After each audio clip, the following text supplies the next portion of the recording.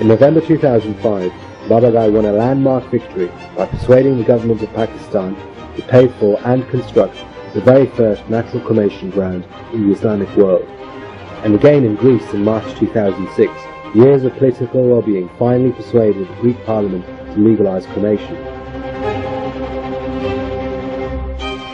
During the 2001 foot and mouth crisis, the government proved that huge cattle pyres cause no harm to health or the environment. Furthermore, the tree replanting scheme would replenish British woodland. In contrast, only 3 gas cremations consume the same energy as the average car does in a whole year. And by 2010, crematoria will be the single largest source of poisonous airborne mercury. The campaign is supported by organisations and leaders from across the spectrum. The Commission for Racial Equality did address the question of Muslim burials. Why didn't they address the question of cremation? Hindu Pope Shankaracharya Divyananda has supplied a sworn affidavit supporting the case, joining Britain's largest Hindu organisation, the Vatican of Sikh Faith in Amritsar, and many, many more.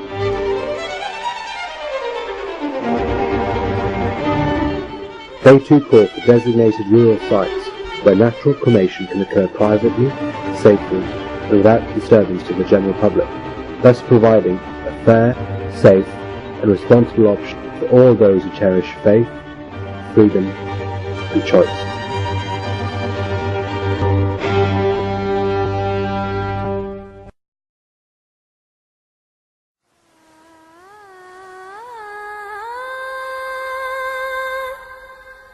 At the heart of this historic campaign is an extraordinary human tragedy, illustrating how profoundly the last rites sacrament affects grieving families. On 16th December 2005, a man was screaming for help, drowning in Grand Union Canal, Southall, West London. Passers-by and policemen stood watching the dying man scream and struggle for life.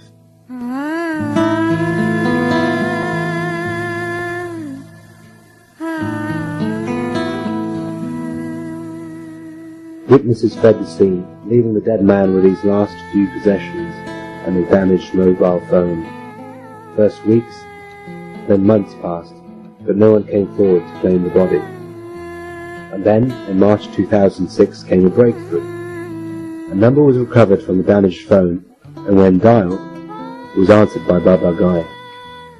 It transpired the man had once attended an advice surgery at the Anglo-Asian Friendship Society's Newcastle office.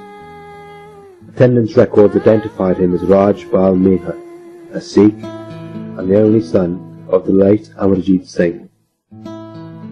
Babagai immediately contacted Rajpal's mother and sister in Punjab, India. And when a coroner refused permission to send Rajpal's body abroad, Babagai flew out to meet the ladies in person. Now that their worst fears had become true, they agonized over the anguished and lonely last moments in Rajpal's life, and desperately wanted to find peace for his soul. Most of all, they pleaded for help to arrange an open-air funeral pyre.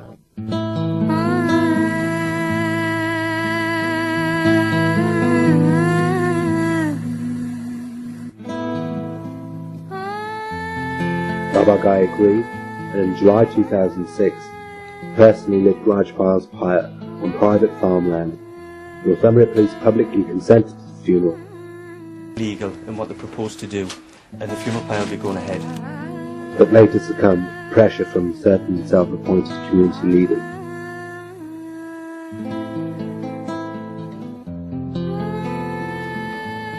The authorities would not allow us to bring Rajpal's body to India for his funeral, and so, with Babagai's enormous help, we were able to travel to England and see him for the first time in 2 years. We stood by the pyre for hours, at first crying, wailing, screaming. After that, even while Rajpal's body lay in front of us, we began to accept his death and peacefully let him go. It was the most extraordinary day of my life, and since then, we felt free.